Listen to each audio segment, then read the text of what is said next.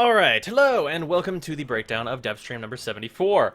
So, we got some confirmations on passives, we got the new Vauban stuff that came out, there are going to be changes to Vauban, we got some kind of finality on what's going to be coming up with Umbra, and just some kind of general improvements to the game. And a few kind of community topics to talk about. So, let's just get started from the top. May 19th, there are going to be announcements about what will be revealed at Tennocon. So, next Thursday, probably going to be a video from me, if Thursday or Friday, one of those days, about those announcements, provided they are of any significance. So, look forward to that. That should hopefully be very interesting. I'm pretty excited for it, and just kind of for Tennocon in general. I have a pretty high level of excitement for that. So, otherwise, coming next week is Vauban Prime, along with a smaller size update, and that it comes with tweaks that we didn't even know were like being thought about at all to Vauban, which is that his 2 is just changing fundamentally in like a really, really good way. So his 2 is going to function a lot like Ivara's Quiver now, and by a lot like, I mean exactly like, where he's going to have 4 different balls, I guess, to throw out. He's going to have his bounce, as he does right now. He's going to have a trip laser, which they showed in practice, and it looks like it works very, very well. That I'm excited to kind of test out and see how it reacts to certain areas. Specifically areas that don't have a lot of walls for it to connect to, if there's like a set distance that it goes at, things like that. Otherwise, he's got a Shred Mine, which is for Grineer. It kills armor. How much it kills armor will potentially radically change Vauban's grade as a Warframe, because if you need only, let's say you need 130% power strength to have 100% armor stripping, that becomes like a kind of game-changing thing for Vauban, where he can be like an armor killer just kind of on his own, which is really, really good and could be very important for him in the future. And then otherwise, he's just going to have a concussion mine slash grenade that is just a general stun, which is useful against everything, and it's nice to see that his 2 has been spread out into some really useful abilities. I really wish we had like changes to his 1, because I feel like his 1 is similarly lacking in the way that bounce is. Not as much, or bounce was, I suppose, after these changes, but otherwise, like, these are fantastic changes to Vauban. It means he's going to have a really good 2, a really good 3, and a really good 4, and his 1 will potentially be useful with future augments, maybe someday. But for now, he's got a good kit. It's significantly better based on what I saw. Otherwise, we've got some colorblind friendly changes, which we've seen these before, but these ones are not just good for people that are colorblind, I'd say.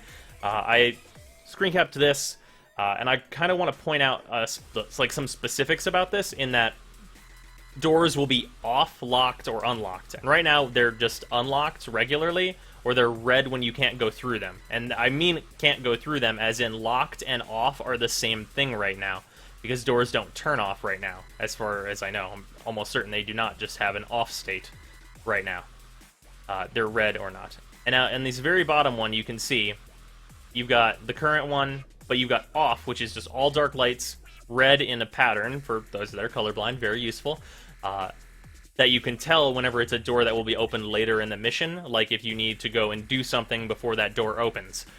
Which means that this is very useful for kind of expanding what levels can do. Because if you see a door that's off, you know you'll never be able to go through it. But if you see a door that's red, you know that this will open at some point, which is useful information that could be used in a really interesting way in tile sets kind of in general. And then finally you have on.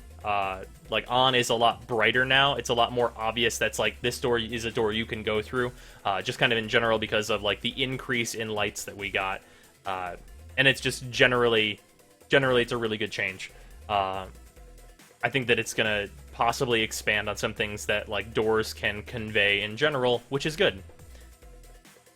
Moving on, we got stuff on the Umbra. So, when I say we got stuff on Umbra, I mean that we got confirmation that we're not getting things on Umbra, is kind of what I mean. And by that I mean that it's going to be a lot like Second Dream, where we kept getting told Second Dream is going to answer questions, and we're not even going to specifically address what those questions are. It's just going to be a thing that drops and happens, and it will be potentially very, very good. that worked with Second Dream. I feel like there was a lot of great shit because we didn't know everything that was going to be happening in that update or in that quest in general. And if they're going to do the same thing with Umbra, I'm personally excited for that, and like take as much time as you need to have, well, not as much time as you need, a reasonable amount of time to like put out another big quest that's surprising and deepens the lore of the game. I'm personally okay with that. I know a lot of people are probably going to feel kind of burned by that because we've been hearing about Ember for so long. But for things to have more story implications, I'm personally really okay with. Otherwise, the custom holstering animations and stuff, we've talked about that on a previous Devstream breakdown, and just they've talked about it on previous Devstreams, where you're going to be able to put weapons and melee weapons kind of wherever you want on your body, wherever they can be holstered. That will potentially make it for Update 19. I'm not holding my breath for that. I'm thinking maybe 19.5 personally, because that's some real complicated shit, is like getting all those animations to work properly. But we might see it. That would be really cool for just a heightened customization level. We saw the market changes. So things that they added is search functionality, wish lists, being able to hide stuff you already own, and having related items, and being able to see if an item comes in a bundle. All of those things are fine, but I felt like the UI was maybe not as clean as it could be. Just like in terms of things still being like, you click on this and then there's gear, and it's not really specific, but there's only so much you can do, and just having the search function, I think, is enough to alleviate a huge amount of problems with it. Like searching for key and then like just getting the keys in the game. That'll just generally be a big improvement. Don't particularly like the way it looks now, but it goes back and forth.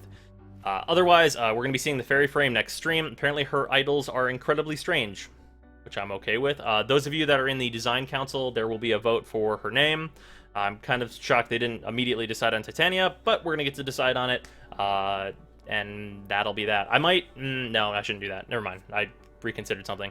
And then Rebecca kind of had a conversation with herself about weapon power and what weapons are... like, what's powerful. They discussed, like, the sniper rework maybe not being enough because of like the type of weapon that it is, and like what do weapons do, and like how the Tonkor is a very dominant weapon and it kind of outclasses weapons in a really big way, and if that is fine, and things like that, and having weapons that are good here, not so good here, and having that be across weapons as opposed to having weapons that are just the solution in general, like the Tonkor, like the Sinoid Simulor, which I think is a really interesting conversation that I would kind of encourage you to kind of pick out and just like listen to what Rebecca says, because I think she like really made a good point about there being so many weapons in the game that can't like really fill like so many roles, and also not have really top end weapons. It's a strange conversation to have that I think I would want to go into more depth in. But I think it's really important for like the future of weapons that come out, like whether it is progression based and MR based, or if all weapons should be kind of similar in power and not have these like outstanding variables of this weapon is certainly better than all of these other weapons. But that's a conversation for another day. We got confirmation on a great change, and that is the Forma. Whenever you Forma or get a weapon, the higher your mastery rank is, whatever your mastery rank is going to be whatever the starting level of that weapon is. That's really important. And it means that... Okay, so the reason that I don't Forma things right now is the exact reason that they describe wanting to alleviate. It's that I don't want to go from 0 to 30 again, because when I Forma, my weapon becomes useless until it's at 30, and I don't want to run Draco. Like, if I'm being perfectly honest, I really don't like running Draco, personally. Interception, I've had kind of enough of it. As someone who's been playing for hundreds of hours, I've run a lot of fucking Draco, and I'm personally kind of sick of it. I like running spies and doing other missions, but if I'm forming a weapon, for me, that means that I really like that weapon, and I need to immediately be able to use it again, because I want to use it. I can't just have it on my back for 30 missions and like not be able to pull it out and actually use the damn thing. So they're trying to alleviate that exact problem, and I hope that it works out. I hope that like we get less Draco focus and like more running voids. In the like we already have like a ton of running voids, don't get me wrong. Like, but like more voids, more raids, more like varied stuff, not just like looking at Draco and being like, oh, there's 45 squads on that node and 0 on everything else on this planet. Hopefully that alleviates some of that.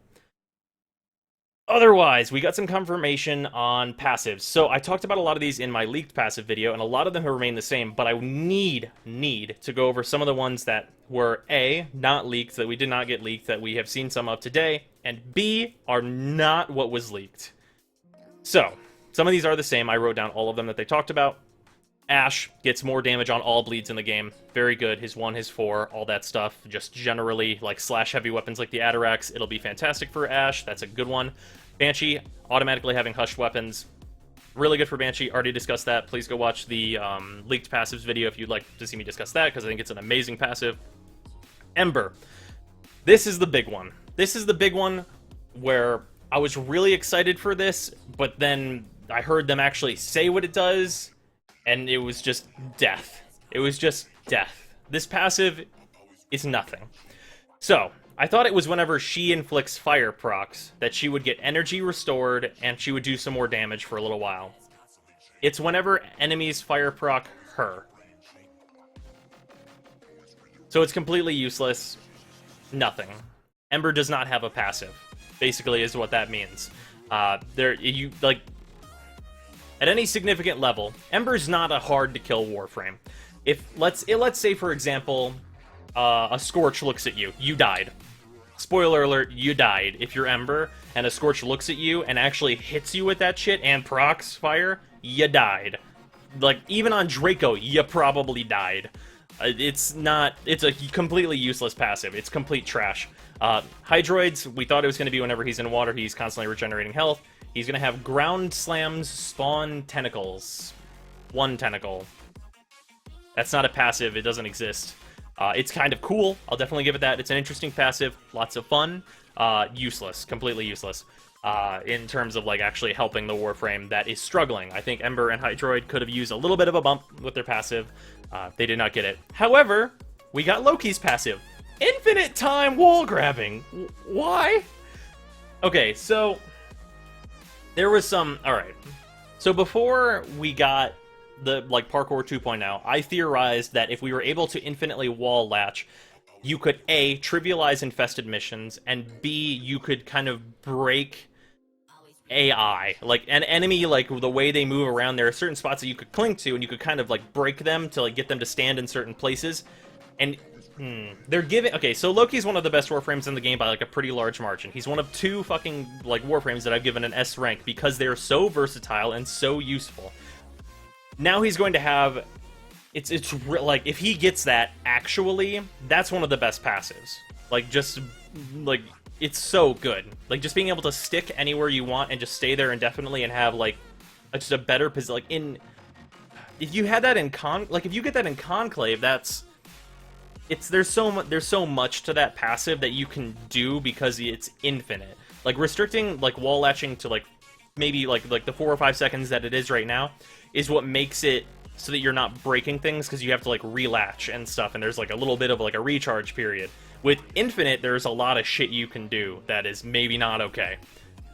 That's fine, I guess. I mean, let's give one of the best passives to one of the best Warframes, and I'm sure that will be fine, and I'm, like, I wish all the Warframes had a passive that was as impactful as that seems, and it might be less than I'm, like, giving it credit for, but I'm the kind of person that finds ways to abuse things, and that's something I feel like I would be able to find a way to abuse. That's kind of what I'm trying to get across here. Mag, the thing where she has no gravity while bullet jumping was apparently not what's happening. Like, that was in the leaked notes. Mag is getting the item vacuum on bullet jump. I just realized I spelled vacuum wrong somehow. Oh god. Hands, please. Okay, item vacuum on bullet jump. That's fine, I guess. I wish it was more interesting. Everyone uses carrier anyway, so that passive does nothing, basically. Hopefully her rework in general is very good. Necros, enemy death restores health. We already talked about this. Very good passive on a Warframe that I think is struggling in general and probably needs rework. That's the basics of it. Nova is the, like, whenever they get knocked down, you knock down everyone around you. Very good passive. Talked about that in the other video. Nyx, disarm chance on powers. They did confirm that on Nyx's 1, the disarm chance would happen at the end of her 1, which is fine. Still, I think that's trying to just be like, hey, Nyx could be like female Loki, only not really, actually, and that's not great. I wish it was better, but it's not. And then Oberon, we did not see Oberon's beforehand because it was not leaked, but Wildlife will fight with you. Is the Oberon seemed super not final, and that there was still like a argument going on with the devs between what would be good. Wildlife fighting with you is absolutely useless. It's nothing, literally nothing. The other one that was stated though was that whenever you're in the light, Oberon regenerates health. That one, on the other hand, is quite good. Hopefully they go with that one, because Wildlife fighting with you not only doesn't work on a ton of maps, it also is completely useless because Wildlife are useless schmucks. And that's that. And then we've got Trinity's passive, which is Revive faster and from further away. That's good. Fantastic. Vauban, allies give bonus armor. We saw the tweaks that they're making to Vauban. I still don't think this passive is very good, but it sounded like maybe he gets a variable armor depending on who his allies are. Which seems interesting. And then we already knew about Volt's passive, which is the distance that he travels before his next strike. That all gets converted to damage on his next strike, which I think could potentially, if there's no cap on it, could make it so that Volt can be the hardest hitting Warframe in the game.